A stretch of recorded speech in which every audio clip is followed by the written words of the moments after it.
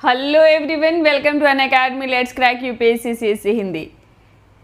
तो UPSC CSC Hindi में स्वागत है आप लोगों का।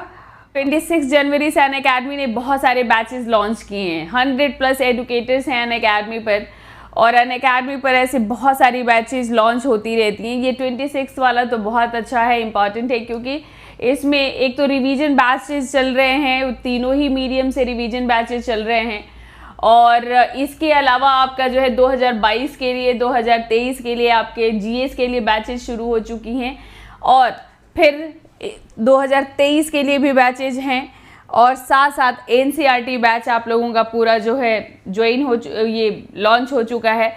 तो आप सब लोग जो है, अगर बहुत ही सिस्टमैटिक तरीके से आपको अपनी तैयारी करनी है तो ये बैचेज आपको बहुत ही हेल्प करेंगी।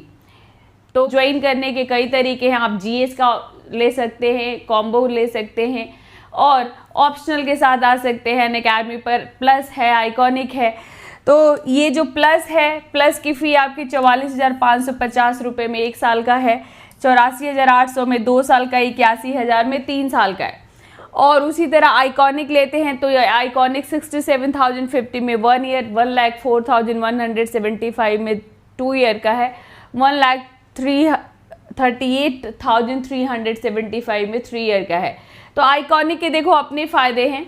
आइकॉनिक पे आपको स्पेशल तरीके से गाइड किया जाता है, इसलिए आइकॉनिक थोड़ा सा आप लोगों को एक्सपेंसिव भी लगता होगा। तो ये देखो, ये 4-in-1 ऑफर तो अभी तक ये चल रहा है। ये प्रिंटेड नोट्स वाला आपका मेगा सब्सक्रिप्शन, आपका लोन फैसिलिटी, लोन अगर आप सैलरीड हैं तो salary slip, bank statement, ID proof आप दीजिए, 2 घंटे में लोन आपका हो जाएगा। आप, आपके पेरेंट्स, आपकी फैमिली में कोई भी है उसका हो जाता है। और बिजनेस है तो बिजनेस प्रूफ दीजिए। तो ये लोन फैसिलिटी जब से शुरू हुआ है अनअकैडमी पर, काफ़ी स्टूडेंट आ चुके हैं। अगर आप कोशिश करना चाहते हैं तो आप लोग भी एक बार कोशिश कीजिए। तो ये आइकॉनिक के देखिए फ़ायदे हैं। ये पर्सनल गाइडेंस मिलता है, स्टडी प्लान किया जाता है, टेस्ट एनालिसिस की जाती है, स्टडी मटेरियल मिलता है आपको, और ये कॉम्बो कोर्स है हमारा। तो कॉम्बो कोर्स में भी आपका आइकॉनिक और प्लस दोनों है।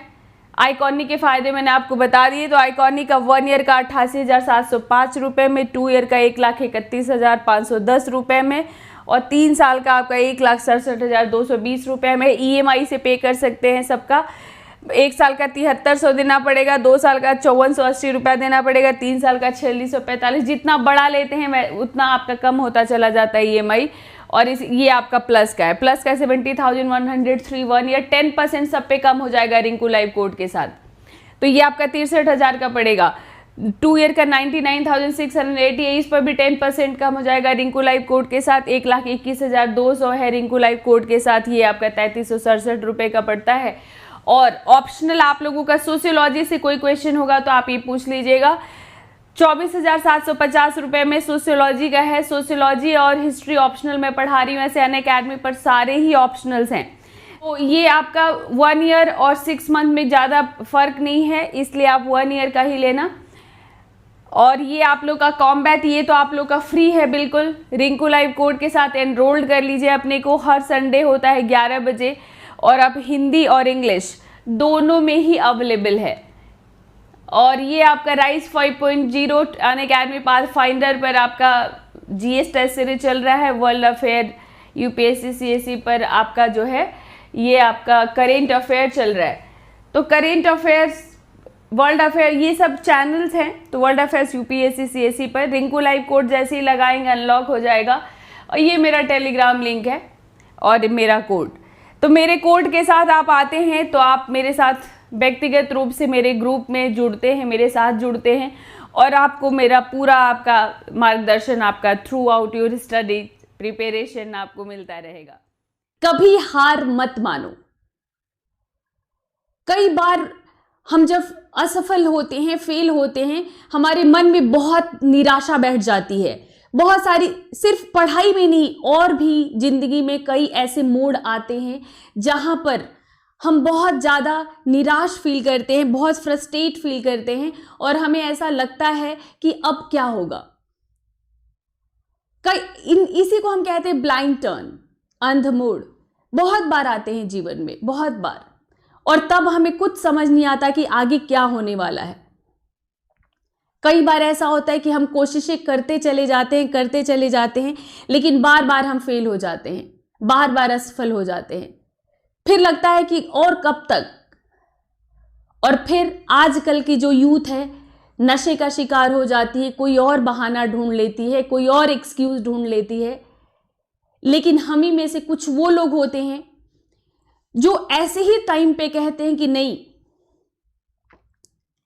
मुझे इससे ऊपर जाना है, मुझे गली के उस मोड़ तक जाना है, मुझे देखना है वहां क्या है, मुझे रास्ता बनाना है। अगर मुझे कोई मोड़ नहीं दिख रहा है, कोई रास्ता नहीं दिख रहा है, तो मैं रास्ते बनाऊंगा, लेकिन मुझे उस पार जाना है। जिन्होंने कहा नहीं, ये मेरी लाइफ नहीं है, ये मेरी लाइफ नहीं है, जहां मैं हूं मुझे यहीं नहीं रहना, मुझे बहुत ऊपर तक जाना है। जो लोग ऐसा सोचते हैं, जिन्होंने ऐसा सोचा, वो हमसे कहीं आगे गए। और जिन्होंने हार मान लिया वो फिर वहीं रुक गए। तो आज मैं यही बातचीत आपसे करूंगी कि रुकना नहीं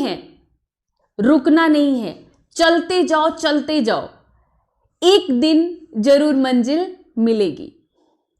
तो कुछ ऐसे एग्जाम्पल्स में लेके आई हूं आप लोगों के साथ, कुछ ऐसे एग्जाम्पल्स लेके आई हूं जिनको आप देख के, नाम सुना होगा आप लोगों ने उनके बारे में, फिर से मैं आपकी यादें ताजा करूंगी और उनको देख के आप फिर से इंस्पायर्ड हो जाओगे। मुझे उम्मीद है कि इस सेशन के बाद आप अपने को पहले से ज्यादा ऊर्जावान महसूस करेंगे। मेरी लाइफ में भी जब भी बहुत कठिन परिस्थितियां आई, तो हमेशा मेरे मन में एक विश्वास आता था कि अभी मेरे हिस्से की धूप बाकी है। मुझे ये नहीं लगता था कि नहीं, मेरी किस्मत में ही नहीं है, मुझे मिलेगा ही नहीं। आगे भी ऐसे सिचुएशंस आएंगे, आ सकते हैं, पर जब भी ऐसे सिचुएशंस आते हैं और मुझे लगता है कि शायद मैं यहाँ पे फेल हो सकती हूँ, या फिर मुझे ये लगता है कि नहीं, बहुत ज़्यादा चैलेंजिंग है, तो मेरे मन में एक लाइन आती रही है शुरू से कि अभी मेरे हिस्से की धूप बाकी है, यानी अभी मेरा संघर्ष खत्म नहीं हुआ, मुझे अभी संघर्ष करना है। पर भीतर से डिफीटेड कभी फील नहीं किया। जब भी बहुत ज्यादा परिस्थितियां बिगड़ती हैं, जब भी और ज्यादा सिचुएशंस वर्स्ट हो जाती हैं, तो मुझे लगता है कि कुछ बहुत अच्छा होने वाला है, इसीलिए ऐसा हुआ है। पुराने लोग भी कह गए कि जब अंधेरा बढ़ जाता है तभी उजाले की किरण फूटती है। तो इसी विश्वास के साथ आपको भी आगे बढ़ना है। तो ये देखिए, इनको तो आप लोग पहचान रहे हैं ना इनको आप लोग, नेल्सन मंडेला। और देखिए इन्होंने क्या कहा है, आई नेवर लूज, आई इधर विन और लर्न। इन्होंने कहा कि मैं कभी हारूंगा नहीं, या तो मैं जीतूंगा और या फिर कुछ सीखूंगा। यानी हमारा हर फेल्योर हमें कुछ न कुछ सिखाता है। तो हम आगे बढ़ने से क्यों डरें? दो ही चीज तो होगी, या तो हम जीतेंगे, या तो हम सफल होंगे या असफल होंगे। और हमारी हर असफलता हमें कुछ न कुछ सिखाती है और उससे सीख के हम आगे बढ़ते हैं। तो फिर हम करने से क्यों रुकें? हम आगे बढ़ने से, चलने से क्यों रुकें? तो चलते रहो। क्योंकि हम सक्सेस क्या है? Sleepless effort. आपकी जो सफलता है वो ऐसे नहीं मिलती है। जब आपकी नींद गायब हो जाती है, जब आप खाना भूल जाते हो, सोना भूल जाते हो, फिल्में, फेसबुक, व्हाट्सएप, ये सब चैटिंग, ये तो बहुत दूर की बात है। जब आप अपने गोल को, अपने मिशन को जीने लग जाते हो, हर पल, हर सांस में जब आप उसे महसूस करने लग जाते हो, वही सफलता रहती है, वही सफलता मिलती है। सफलता इतनी आसानी से अगर मिल जाती तो सब सफल हो जाते। इसी में देखिए एक एग्जाम्पल है, जिस एग्जाम की तैयारी कर रहे हैं आप लोग, उन्हीं में से ये एक ईरा सिंघल का नाम तो आप सब लोगों ने सुना। ईरा सिंघल जैसे ही ये भी एक एग्जाम्पल हैं। और प्रांजल पाटिल, प्रांजल पाटिल हैं ये। और 6 साल की ये जब थी, देखिए इनके चित्र को ध्यान से, जब ये 6 साल की थी तो एक एक्सीडेंट में अपनी दोनों आंखें खो बैठी। महाराष्ट्र में उल्लासनगर की रहने वाली हैं। दोनों आंखें अपनी खो बैठी और उसके बाद इन्होंने पढ़ाई किया और ये डिसाइड किया, ये निर्णय लिया कि मुझे आईएएस ऑफिसर बनना है। और ये बनी। पहले अटेम्प्ट में इनका कुछ ज्यादा रैंक था, कुछ 400 के आसपास, 400-450 के आसपास, लेकिन सेकेंड अटेम्प्ट में ये AIR 123 लेके आई। 2016 बैच की हैं ये। अभी ये कर्नाटक आदर में है। और इन्हीं कहती क्या है अपनी सफलता को लेकर, ये अपनी सफलता को लेकर देखिए क्या कहती हैं। जब इनसे पूछा गया कि कैसे किया आपने, तो इन्होंने कहा कि हमें किसी भी परिस्थिति में कभी भी हार नहीं मानना चाहिए, क्योंकि हमारे प्रयासों से हम सभी को वह सफलता मिलती है जो हम चाहते हैं, यानी एफर्ट। सिर्फ आपका प्रयास ही, आपका एफर्ट ही, आपकी कोशिश ही आपको आपके मकसद में कामयाब बनाता है। और अलाइक ऑफ एनी सिचुएशन, कब आप दोनों पैर खो बैठे, आंखें खो बैठी, है ना। फिर देखिए इनके बारे में आप लोगों ने सुना होगा, कुछ लोग इनको साफिन हसन कहते हैं, कुछ लोग हसन साफिन कहते हैं, सुना है आप लोगों ने। देखिए इनकी मां ढाबों और शादियों में रोटियां बनाने का काम करती थी। ये इतने गरीब घर से थे। इनके पिता की नौकरी हीरे की फैक्ट्री में, गुजरात के हैं ये, गुजरात के पालनपुर जिले के कनोदर गांव में हीरे की फैक्ट्री में इनके फादर काम करते थे। नौकरी चली गई और नौकरी चले जाने के बाद इनके फादर ऐसी कहीं मजदूरी करने लग गए और इनकी माँ ढाबों और शादियों में रोटियां बनाने का काम करने लग गई। ये बताते हैं कि मैं कई बार मेरी माँ 20 किलो से लेकर के 200 किलो तक के आटे की रोटियां बनाती थी और सर्दियों में भी मेरी माँ पसीने से भींगी रहती थी। मैं जब सुबह सो के उठता था तो अपनी माँ को किचन में सुबह 3 बजे अपनी माँ को काम करते हुए मैं देखता था। और इन्होंने ये ठाना कि मुझे पढ़ाई करनी है और मुझे आईएएस ऑफिसर बनना है। इनसे किसी ने पूछा कि कैसे आपको लगा कि मुझे आईएएस ऑफिसर बनना है, तो इन्होंने कहा, इनके गांव में एक बार एक डीएम आए थे दौरे पे और उनके साथ बॉडीगार्ड्स चल रहे थे। जिन्होंने किसी से पूछा तो किसी ने बताया कि ये डीएम है। बोले कैसे बनते हो? बस एक एग्जाम पास करना होता है। ये कहते हैं कि उसी दिन मुझे अपना लक्ष्य मिल गया था। तो आप सोचो कितना संघर्ष किया होगा इन्होंने और कितने संघर्ष से ये यहां तक पहुंचे। अंसार अहमद शेख की स्टोरी है। 2015 बैच। जिस गांव के हैं, ये सूखा पीड़ित गांव होता है, ये शेल गांव। यहां हमेशा अनाज की कमी रहती है, हमेशा। इनके पिता ऑटो रिक्शा ड्राइवर थे इनके पिता, और इनकी मां मजदूरी किया करती थी, खेत मजदूर थी इनकी मां। और जिस मोहल्ले में रहते थे, ये बताते बहुत शोर हुआ करता था, क्योंकि सूखा पीड़ित गांव था। हमेशा खाने पीने की समस्या रहती थी, अनाज की हमेशा कमी रहती थी, लोग बहुत झगड़ा करते थे आपस में। मतलब कभी कभी इतना शोर होता था कि इनकी नींद खुल जाती थी। वैसे में कैसे पढ़ाई की इन्होंने?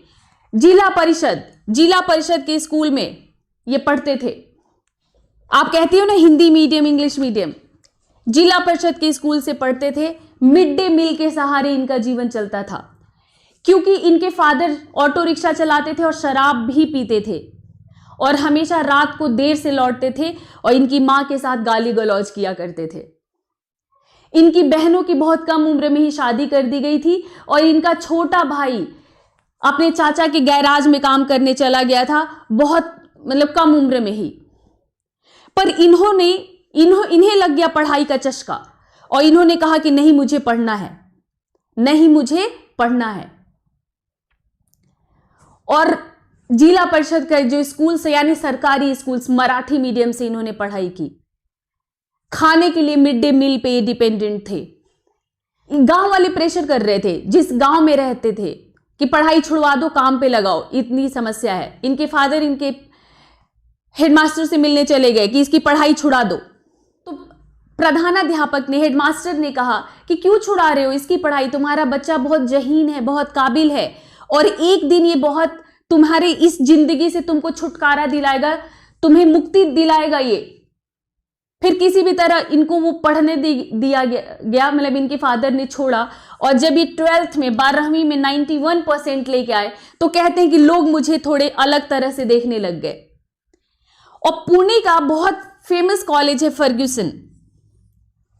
फर्ग्यूसन कॉलेज में दाखिला लेना, कहते हैं, मेरे लिए कठिन फैसला था। मेरे पास चप्पल और 2 जोड़ी कपड़े थे। और क्योंकि मैं मराठी मीडियम से पढ़ा था तो मुझे अंग्रेजी से बहुत डर लगता था। फिर भी मैंने हार नहीं मानी और पिता अपनी आय का छोटा हिस्सा मुझे भेजते थे, जबकि भाई हर महीने 6,000 रुपए जो उनका वेतन था वो भेज देता था, और उससे इन्होंने पढ़ाई करी। एग्जाम देने जा रहे थे तो आपको पता है एक्सीडेंट हो गया था, पर उनका जो लिखने वाला हाथ था वो सलामत था। एग्जाम देने के बाद, मेंस लिखने के बाद ये एडमिट हो गए जाके हॉस्पिटल में। तो ये सब स्टोरीज हमें क्या कहती हैं? क्या आपको ऐसा फील होता है कि यही वाला जज्बा आपके भीतर है? ऐसा फील होता है आपको लगता है कि मैं ईमानदारी से उतना ही मेहनत कर रहा हूं? और क्या आपको लगता है कि आप उसी सिचुएशन में हो? आप इनसे बेहतर सिचुएशन में हो सकते हो। अगर माँ बाप आपको कोचिंग की फीस दे रहे हैं या पढ़ने के लिए कह रहे हैं, पढ़ने की फैसिलिटीज दे रहे हैं, उसके बाद भी अगर आप नहीं कर पा रहे हो तो इनमें और आप में क्या फर्क है, उस फर्क को अंडरलाइन करो आप। ऐसे बहुत कहानियां हैं जो अपने आसपास आप सुनते हैं, देखते हैं। ऐसा कुछ नया मैं आपके पास तो लेके नहीं आई हूं, सिर्फ एहसास कराना चाहती हूं कि आपको जागने की जरूरत है और नाम के लिए पढ़ाई नहीं करनी है। मैं 6 घंटे जागता हूं, 8 घंटे जागता हूं, मैं पूरी रात जागता हूं, मैं 15-15 घंटे पढ़ता हूं, ये नहीं करना है। जो पढ़ रहे हो तो पढ़ रहे हो, 2 घंटे ही पढ़ी लेकिन सिर्फ पढ़ाई किया, मोबाइल को हाथ भी नहीं लगाया, दिमाग में कोई और ख्याल नहीं आया, सामने जो टॉपिक है बस वो टॉपिक ही चल रहा है मेरे आंख के सामने। और अगर ठान लिया है तो कैसे हारोगे? अगर ठान लिया है आपने तो फिर तो हार का कोई सवाल ही नहीं है। और जरूरी नहीं कि मतलब जो आपने सोचा है वही आपको मिलेगा। हो सकता है आपको ना मिले वो चीज, नहीं बनेंगे आप IAS, लेकिन कुछ तो मिलेगा। अगर आपने मेहनत की है, आपने नॉलेज गेन किया है, तो कहीं तो जाओगे आप, वो कहीं तो आपको लेके जाएगा। ये अरुणिमा सिन्हा है, उत्तर प्रदेश में सुल्तानगंज एक छोटा सा कस्बा है, ये वहां की रहने वाली हैं। ये माउंट एवरेस्ट फतह करने वाली पहली विकलांग महिला है। और माउंट एवरेस्ट ही नहीं, अब इन्होंने निश्चय किया है कि पूरे 7 कॉन्टिनेंट में जितनी ऊंची ऊंची पर्वत चोटियां हैं, मैं उन सब पे चढ़ूंगी, उन सब पे विजय प्राप्त करूंगी। तो अफ्रीका के किलिमंजारो पर ये चढ़ चुकी हैं। ठीक है, तो इनके बारे में आप लोगों ने सुना होगा। ये एक वॉलीबॉल प्लेयर थी अरुणिमा सिन्हा। 20 जुलाई 1988 में इनका जन्म हुआ था। राष्ट्रीय स्तर की वॉलीबॉल खिलाड़ी बन चुकी थी ये। और एक बार 2011 में ये पद्मावती एक्सप्रेस से दिल्ली आ रही थी सुल्तानगंज से, और कुछ बदमाशों ने रास्ते में इनके चेन को छीनने की कोशिश की।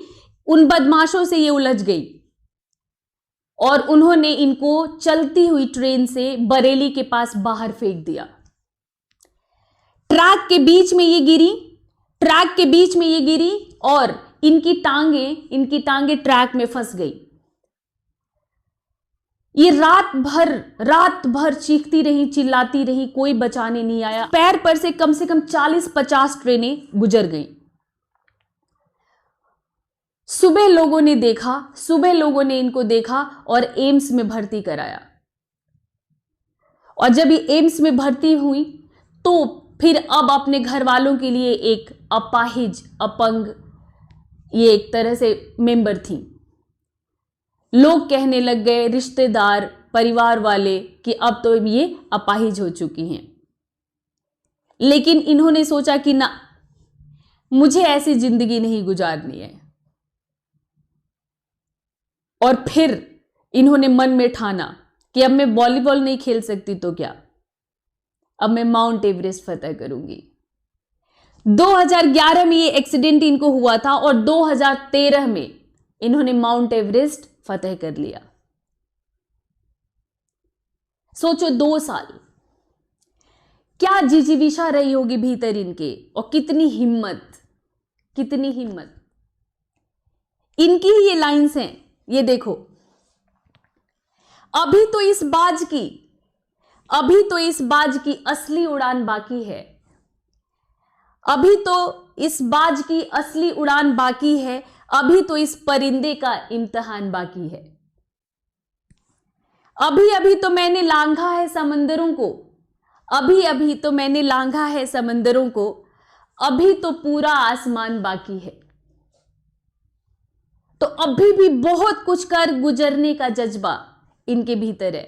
जैसा कि मैंने बताया कि अभी इनका जो नेक्स्ट मिशन है कि पूरे 7 कॉन्टिनेंट में जो 7 महाद्वीप है, उनकी जितनी भी ऊंची ऊंची पर्वत श्रेणियां हैं, उन पे ये चढ़ेंगी। आप इनसे कितने बेहतर कंडीशन में हैं, आप ये सोचो। और यहां पे ये कैसे पहुंची हैं? ये सिर्फ अपनी इच्छा शक्ति से। ये इच्छा शक्ति है, ये इच्छा शक्ति ही आपको लेके जाती है वहां तक जहां तक आपको जाना है। और जैसे ही आपका ये विल कमजोर पड़ता है, वैसे ही आप हार मान जाते हो। तो इसको ही कमजोर नहीं पड़ने देना है, इसको ही। कब तक?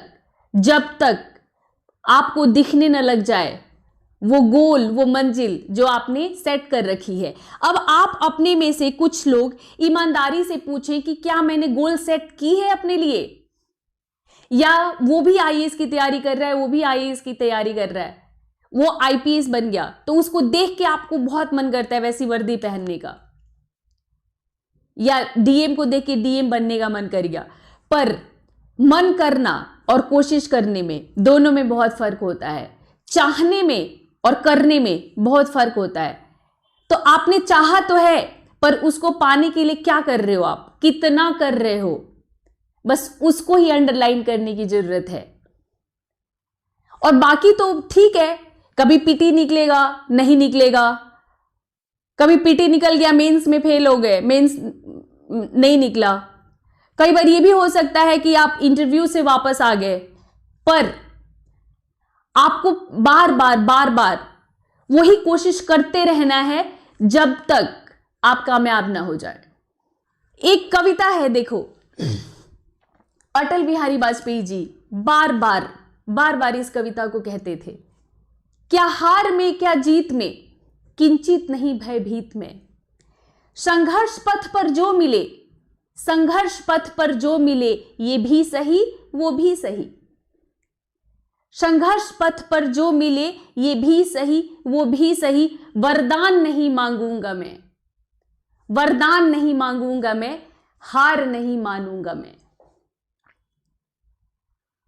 तो वरदान नहीं मांगना है। क्यों नहीं वरदान मांगूंगा मैं? क्योंकि मैं कोशिश करूंगा, मुझे विश्वास है अपने कर्म पर, अपनी कोशिशों पे, अपने एफर्ट पे। यही कोशिश आपको करनी है, यही जज्बा आपको अपने भीतर लेकर आनी है।